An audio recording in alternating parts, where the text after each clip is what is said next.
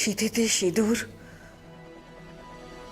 তুমি ঠিক যে জায়গায় দাঁড়িয়ে আছো ঠিক ঠিক সেইখানটায় দাঁড়িয়েছিল।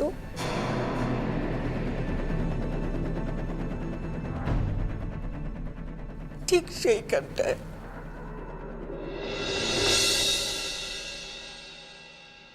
মা,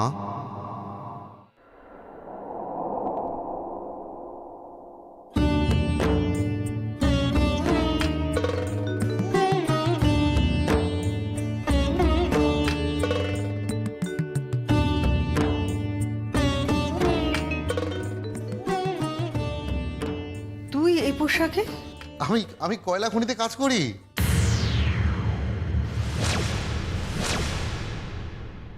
খনিতে? হ্যাঁ মা, খাদানের নিচ থেকে কয়লা তুলে আনি। কি বলছিস তুই? মা, আমার বন্ধু শঙ্করদা। এই মেয়েটিকে? ওই মেয়েটা? হ্যাঁ।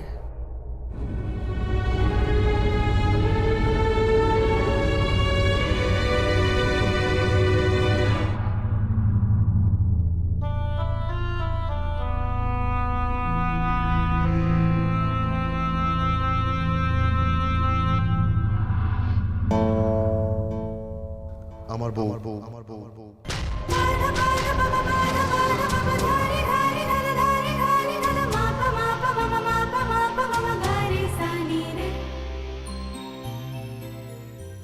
কি হলো?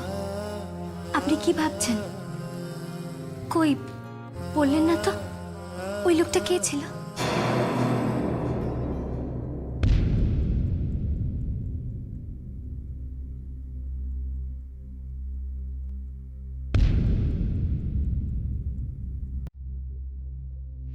কেউ না।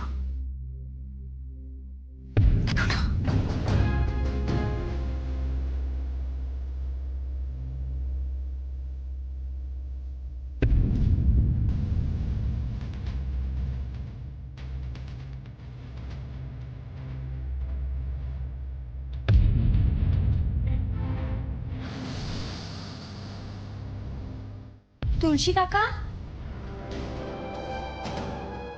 হ্যাঁ বৌদিমণি, বলো। শোনো, এই বইগুলো একটুখানি আমার ঘরে রেখে এসো না। সই আসলে সইকে দেবো। নাও। ঠিক আছে।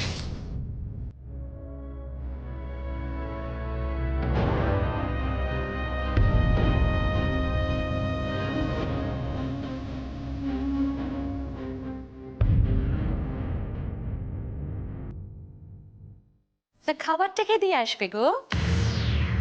হ্যাঁ হ্যাঁ হ্যাঁ, এক্ষুনি যাচ্ছে।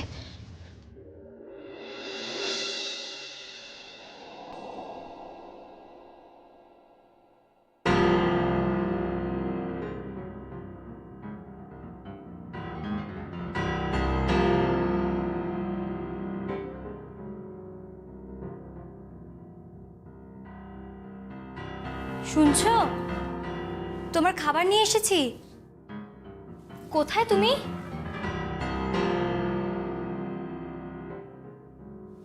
শুনতে পাচ্ছ? কোথায় গেল লোকটা?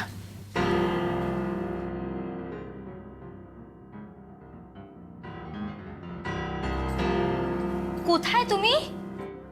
আমি এখানে।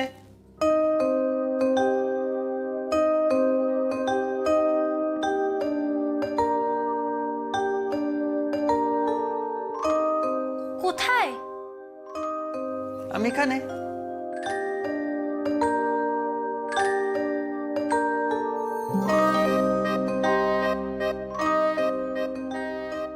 কোথায় তুমি? এখানে।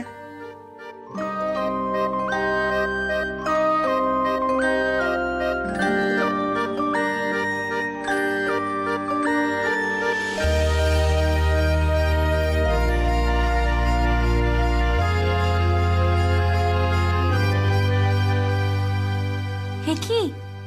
তুমি খাটের নিচে কি করছো? চুপ চুপ, আমি লুকোচুরি খেয়েছি। আস্তে। কার সঙ্গে? ওর সঙ্গে আস্তে, শুনতে পাবে তো। আস্তে। হুম? আমিই তো তোমার বউ। তুমি আমার বউ? এই যা, আমি তো বোকা বনে গেলাম। আমি কি করে বুঝবো বলো? তুমি এসছো, বলো না, মেয়েদের পা দেখে কি বোঝা যায় সে আমার মা না আমার বউ? আমি তো ভেবেছি আমার মা এসছে। তাই বুঝি? হ্যাঁ। বেরিয়ে এসো। এসো, বেরিয়ে এসো বলছি। বাহ, তোমার পাটা খুব সুন্দর তো। আরে আরে আরে, কি করছো কি? ওঠো ওঠো বলছি। উঠছে আস্তে। কি হয়েছে? পায়ে হাত দিচ্ছ কেন? ওঠো। বউয়ের পায়ে হাত দিতে নেই। কেন? কি হয়? পাপ হয়। আচ্ছা, তাহলে তোমার পাপ হয়েছে? ও, এখন এখন তাহলে কি হবে? প্রায়শ্চিত্ত করতে হবে। কি কি করতে হবে? দাঁড়াও, দেখাচ্ছি।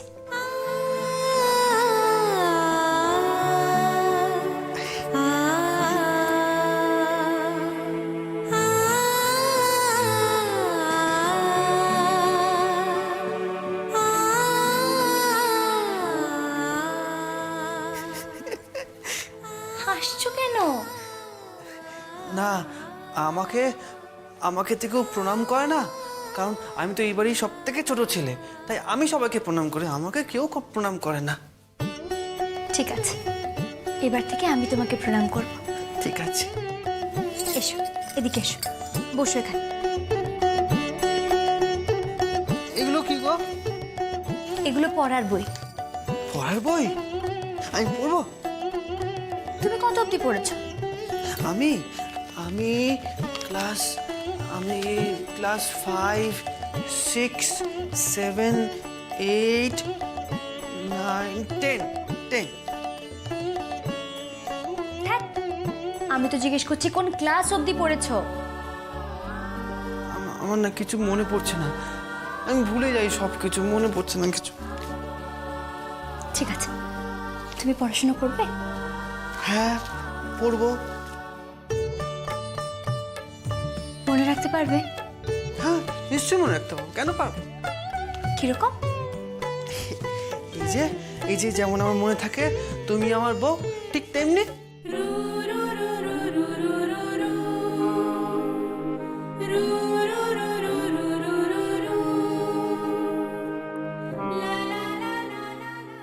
বেশ,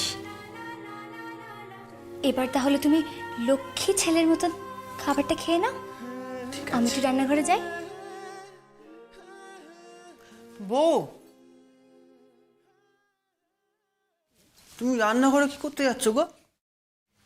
রান্না করতে। ঠিক আছে, বলছি যে আমার জন্য কিন্তু মাছ রান্না করবে, আমি না মাছ খেতে খুব ভালোবাসি, করবে তো? ঠিক আছে।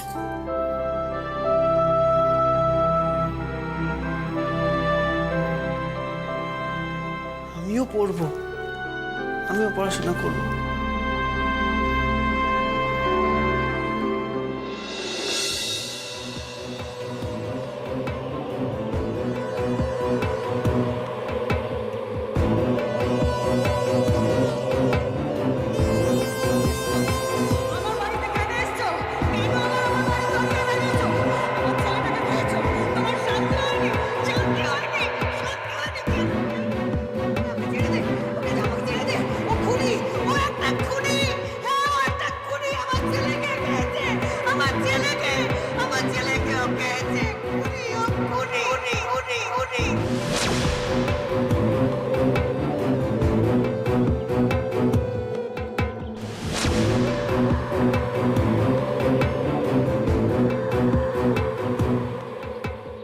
বইগুলো দিয়ে এসেছেন? কে?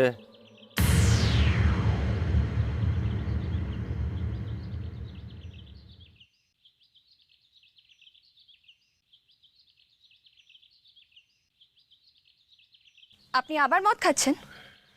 আপনার লজ্জা করে না, তাই না? এই জ্ঞান দিও না, জ্ঞান দিও না। মাল খেলে শঙ্কর দাদার মাথা ঠিক থাকে না। কি জানতে চাইছো বলো? আপনি বইগুলো দিয়ে এসেছিলেন কি? হ্যাঁ, দিয়ে এসেছি। এই আপনার জন্য। আপনার জন্য 19 বছর পর আমাকে আবার ওই বাড়ির দরজায় গিয়ে দাঁড়াতে হলো। 19 বছর আগে আপনি ওই বাড়ির দরজায় কেন দাঁড়িয়েছিলেন?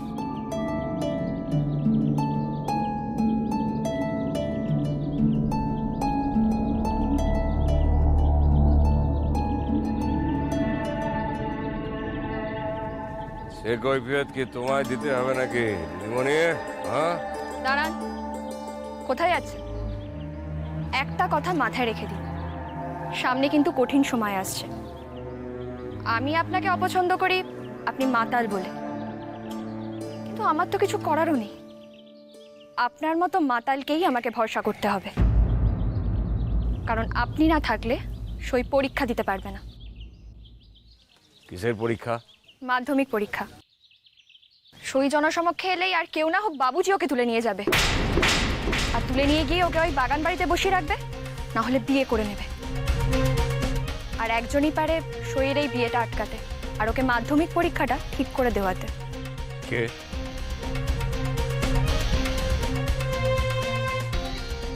আমার সামনে যে মাতালটা দাঁড়িয়ে আছে সে। এখন বুঝি সই গোবরে পদ্ম ফুল হয়ে ফুটেছে। আপনারা কেউ মানুষ নন, সব জানোয়ার। জানোয়ার জানোয়ার, আমি জানোয়ার। আমি কয়লা খনিতে কাজ করি, অন্ধকার খাদানে কাজ করি, আমি জানোয়ার। আরে সয়ের বাপটাও তাই ছিল, বুঝলেন? জানোয়ার আমরা। কখন কখন চাপা পড়ে মরবো কেউ জানে না, কখন খনির মধ্যে জল ঢুকে খনি ভাসিয়ে দেবে কেউ জানে না। আমরা জানোয়ার। আরে জানোয়ার বলেই তো ওই অন্ধকার কবরের মধ্যে থাকি। জানোয়ার বলেই তো 18 বছর আগে একটা খুন হতে দেখেছিলাম চোখের সামনে, এখনো মুখ ফুটে বলতে পারিনি। জানোয়ার আমরা, জানোয়ার।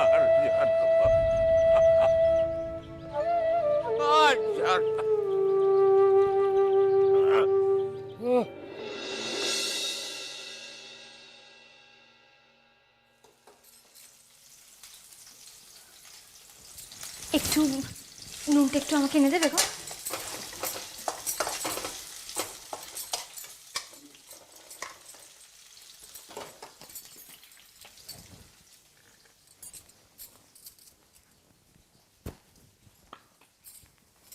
কি গো নতুন বউ, শুধু খুন্তি নাড়লে হবে? খুব তো বড় বড় কথা শুনলাম যে তুমি নাকি সব কাজ একা হাতে সামলাবে। তা বলি মাছটা কেটে দেখাও। কি গো, এত বড় মাছ বৌমনি কাটবে? হ্যাঁ কাটবে, তাতে কি হয়েছে? এই তো কত বড় বড় কথা শুনলাম যে বাপের বাড়ি থেকে মায়ের কাছ থেকে নাকি সমস্ত কাজ শিখে এসেছে। মাছটা কেটে দেখাও, তবে তো বুঝবো কেমন কাজ শিখেছো।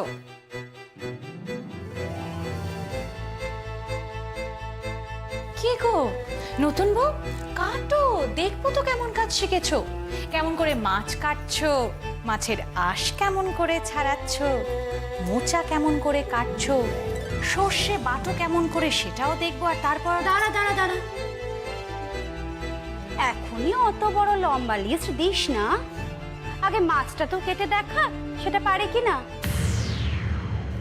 বউ, এত বড় একটা পরিবারের দায়িত্ব কাঁধে তুলে নিলে, এবার মাছটা দু হাতে তুলে ঘচাং করে কাটো দেখি, পারবে তো? আরে না না, এই সমস্ত কাজ কখনো করেছে নাকি? সম্ভবই না। ওই বরকে একটু আধটু দুধ গরম করে দিল, খাবার এগিয়ে দিয়ে দিল, ব্যাস এই পর্যন্ত। এর থেকে বেশি কিছু পারবে না। এসব না আমার ঢের জানা আছে। কদিন বাদে শাড়ির আঁচলে আলমারির চাবি ঝুলিয়ে গোটা বাড়ি ঘুরে বেড়াবে আর মহারানীর মতো অর্ডার দেবে, এটা করো ওটা করো সেটা করো। আমরা যেন ওনার ফরমাইশের বাদী। তোমরা কি গো, এই বাচ্চা মেয়েটাকে দিয়ে মাছ কাটাবে নাকি? দাঁড়াও, আমি কেটে দিচ্ছি। দাঁড়াও, আগে ঘর কন্যার কাজটা কেমন করে দেখি। কি হলো দেখাও।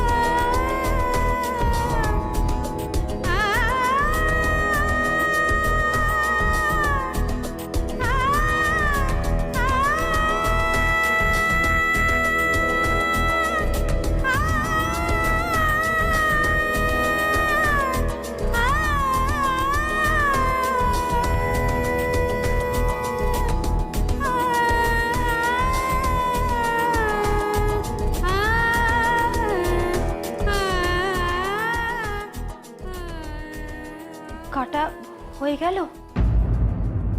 কাটা শেষ।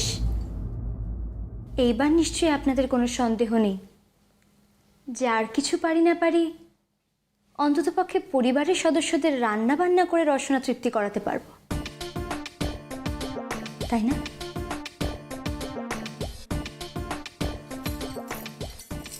তুলসী কাকা, হ্যাঁ বলো। এই না, এই মাছগুলো ধুয়ে নুন আর হলুদ মাখিয়ে রাখো, আমি এসে রান্না করবো। ঠিক আছে বলুন।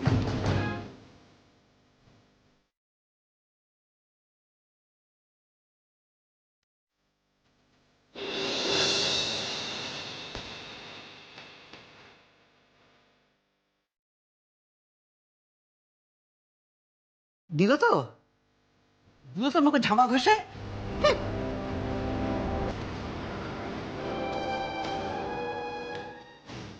কি করে বুঝবো বল দেখিনি?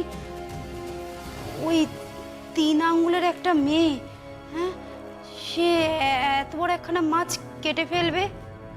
ওরে বাবা, এ যেন পুরো মেছনির মেয়ে।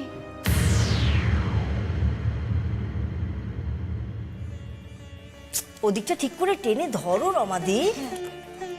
শোনো, নতুন বউয়ের জিনিসপত্র কাপড় সব আমি আলমারিতে তুলে দিয়েছি, কেমন? আচ্ছা।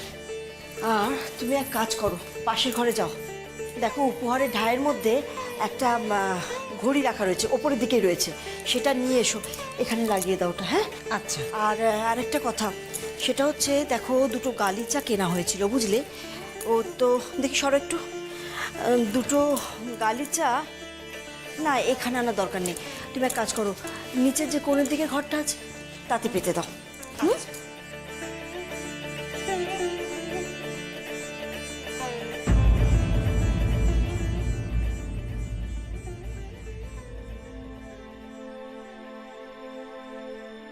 মা,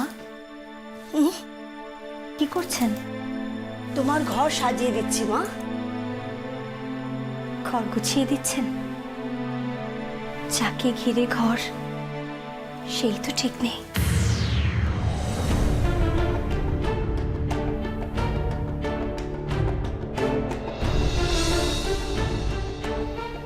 সে যেমনই হোক, সে তোমারই স্বামী। একটা প্রশ্ন আছে মা। আমি যদি আপনার মেয়ে হতাম তাহলে পারতেন এরকম একটা ছেলের সঙ্গে আমার বিয়ে দিতে?